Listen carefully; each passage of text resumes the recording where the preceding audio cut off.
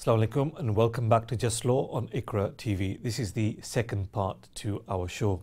Just before we took the break, we had a caller who was discussing with us the fact that there's a lady who's coming here with a view to marriage, and she would be coming to the United Kingdom on a visitor visa. And what the caller wanted to know was whether they could get married in the United Kingdom. And because we had to take the break, I wasn't able to go into this in greater detail. But the basic position that I was trying to explain before the break was that on a visitor visa, you are no longer allowed to get married. It's something which is prohibited, in the same way that somebody who comes here as a visitor isn't allowed to work.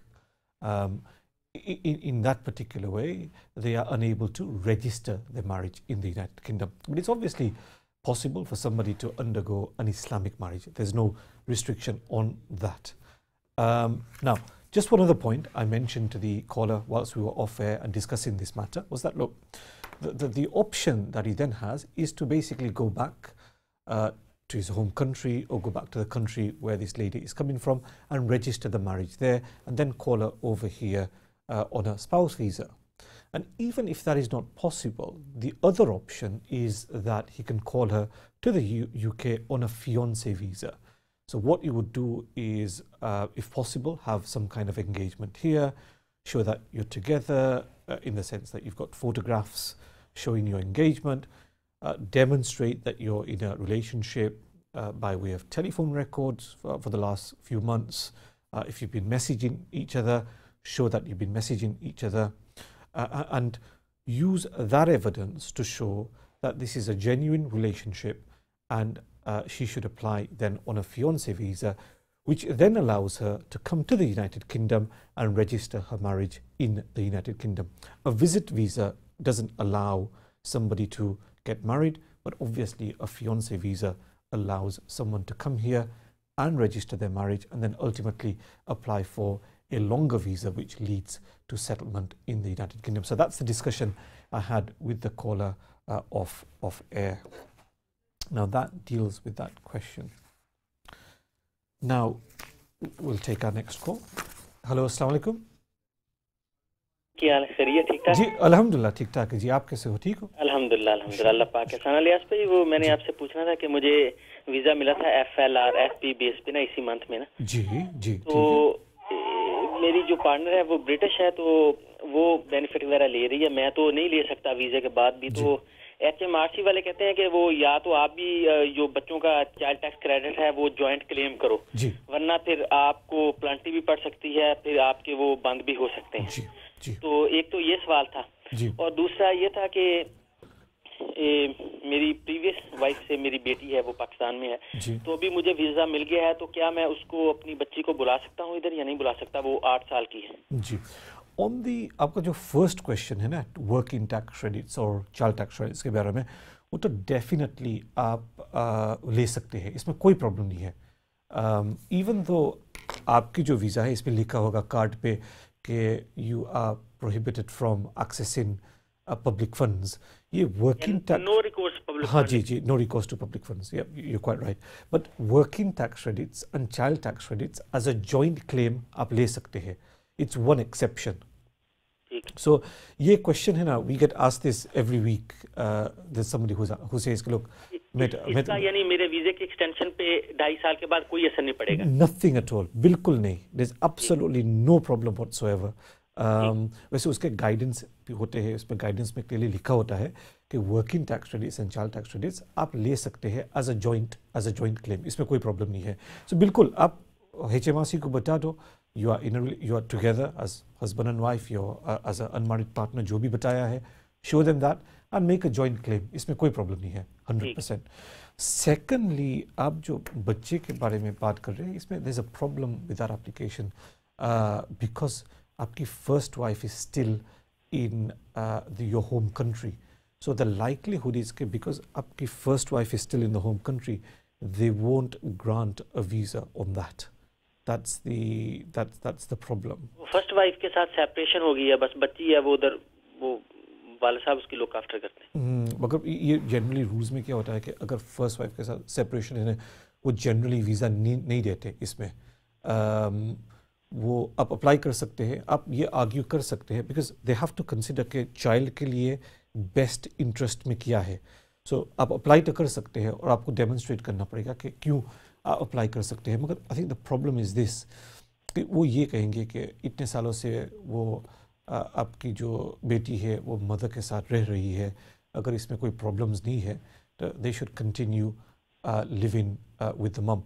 Sometimes अगर circumstances अगर किसी का different है तो they might be willing to grant. हाँ जी, वो अभी मम के साथ नहीं रहती, वो मेरे डैड के पास है, वो मम उसकी अपने डैडी के घर में है, वो उसका हमारा खत्म हो गया उनके जी. साथ. सो यही सिस्टम है. मैं ये कहने वाला था कि अगर रिलेशनशिप ब्रेक डाउन हो गई है मदर के साथ, mother for example she is married and moved on, कोई और जगह पे वो चली गई है और चाइल्ड को कोई अभी लुक आफ्टर करने वाले नहीं है, और आप यहाँ से उसको डेली बात कर रहे हैं, उसको पैसे भी भेज रहे हैं, आप सब डिसीजंस उसके लिए बना रहे हैं, तो वो बेसिस पे आप अप्लाई कर सकते हैं.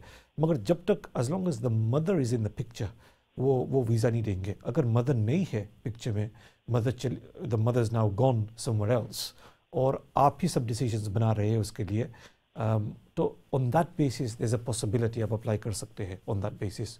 ऑन द बेसिस के ऑल्दो आपकी जो वीज़ा है वो इट्स अ टेम्प्रेरी वीज़ा, मगर आपकी वाइफ के पास तो वीज़ा है जो परमानेंट है, और उसकी step is basically her step daughter.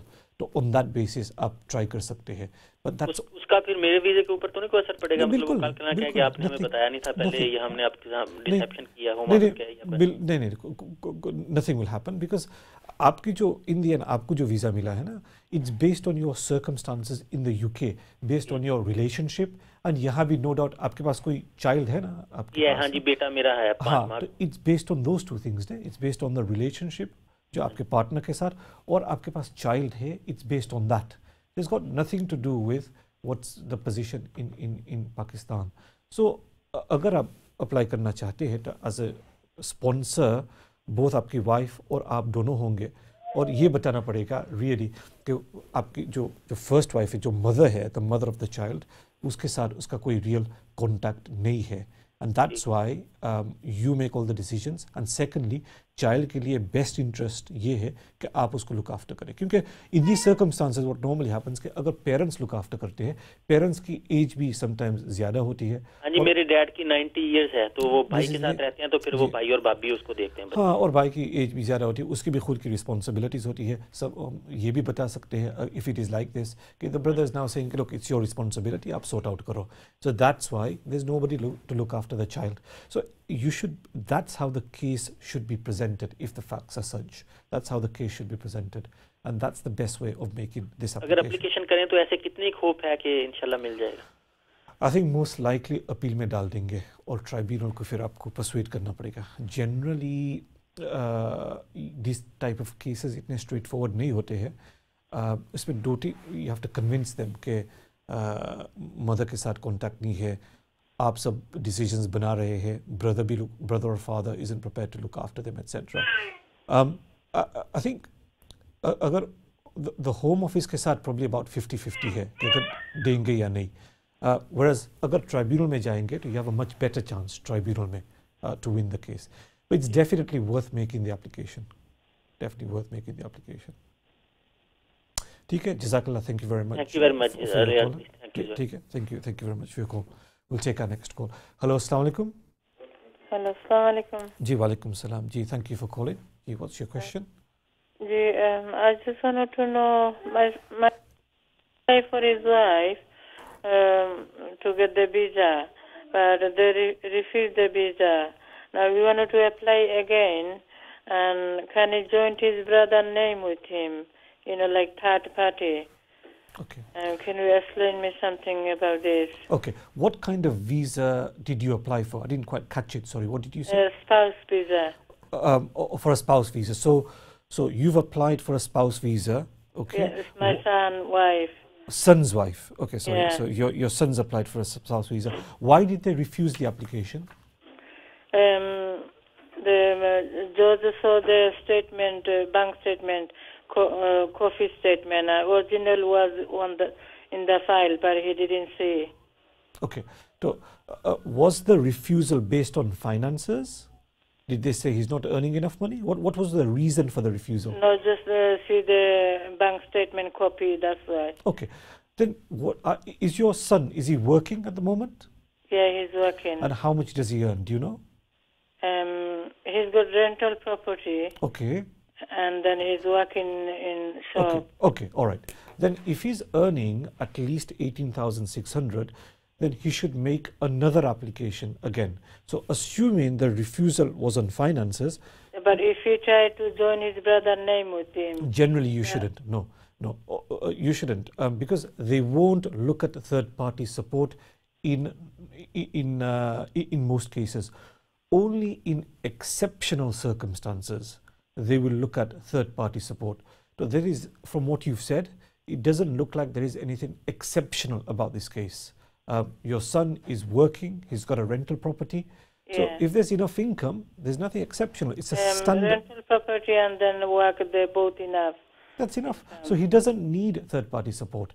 And more importantly, they won't look at third-party support. So what you should do is this time see a lawyer who specializes in this and make a proper application.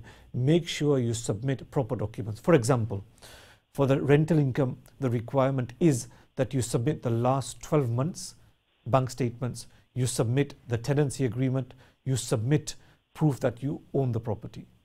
For the employment, the requirement is 6 months wage slips, 6 months bank statements and an employment letter. So whoever you go to, just make sure the application is done properly. So if your son's income is 18,600, there's no reason why.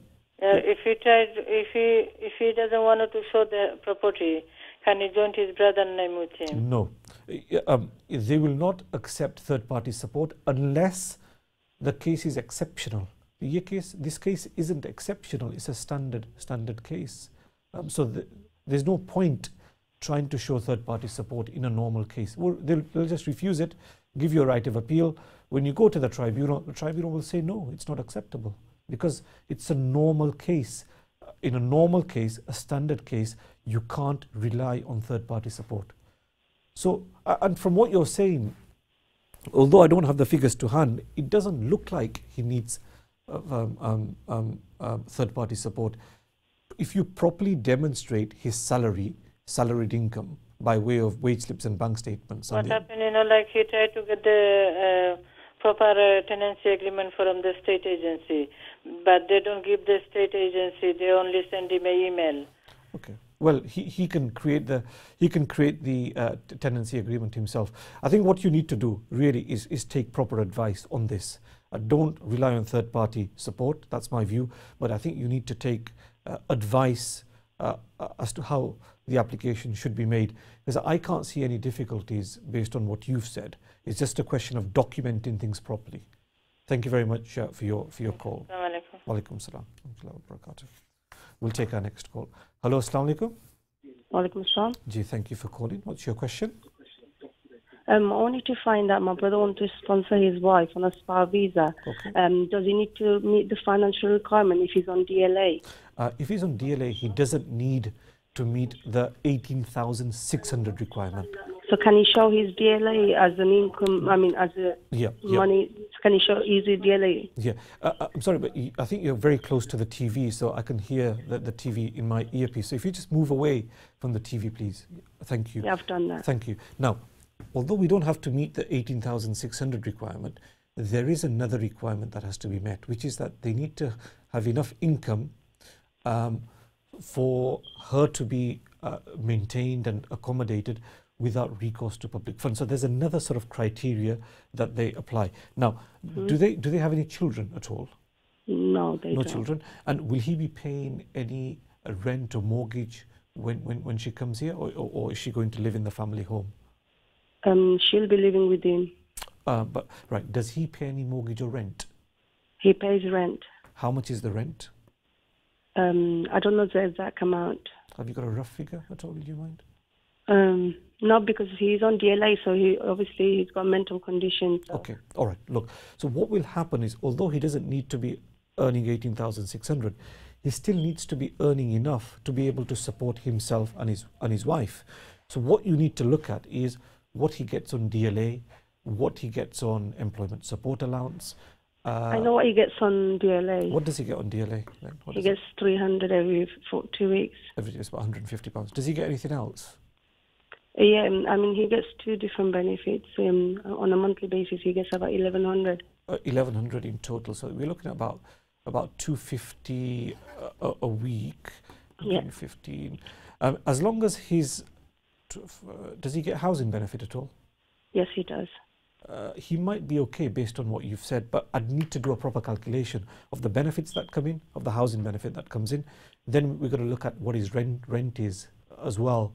So there's a calculation that you need to do. It's a bit difficult to do it on air when you know we don't have. Would I be able to talk off air? Yeah, if you leave your number with the control room, if you might need to call back, or they might be able to take your number. But if you leave your number, and if you get those figures for me in terms of what the DLA amount is, what the employment support allowance is, what the housing benefit figure is, how much rent is being paid, I can do a proper calculation and work out whether based on his benefits there's enough income there or not. Okay. Yeah, sure. Is there a different number that I need to call to? No, just this number. If you just ring this, or the control room should be able to take the number off you now. Okay. If you just hold, and the control room will take your number, and I'll be able to give you a ring, most likely tomorrow. Okay. Thank you very much for your call. Okay. The only problem with that last, not the caller, but it does require a calculation to be done. So in essence, the caller's right that we don't have to meet the 18,600 requirement. So we don't need 6 months wage slip, 6 months bank statements, etc. So we don't need to earn that much because the brother is in receipt of a qualifying benefit, which is disability living allowance. However, having said that, even if you receive disability living allowance, you still need to earn enough money to provide for yourself if you're in the UK, and to be able to provide for your partner.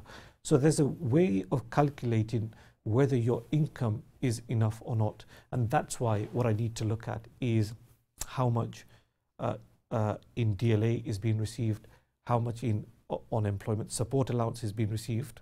So I need to look at that. I need to look at how much rent has to be paid, and also look at the fact that this is a husband and wife who need to be provided for. It's a couple that needed to be provided for. There's a calculation that you do, and to me it sounds like I think they're going to be okay, but until you work out the figures you can't tell for sure. But in answer to the initial question, definitely the 18,600 requirement doesn't apply, because the brother is entitled to disability living allowance, and that's the case for anybody who's in receipt of disability living allowance, attendance allowance, personal independence payment, PIP payments, and also anybody who cares for a disabled person and is in receipt of carers allowance. Those people are exempt from the 18,600 requirement, but there is still another requirement, another calculation that needs to be done in order to ensure that the other more lenient, more flexible financial requirement is met. So what I'll do is I'll speak to the caller off air once we've finished, and then we'll do that calculation, and then we'll take it from there. The topic for today was really how to make extension applications for spouses. We'll look at that hopefully next week, but that does unfortunately bring us to the end of the show. Inshallah, I'll see you again next week at 6 o'clock on Monday. Assalamu alaikum.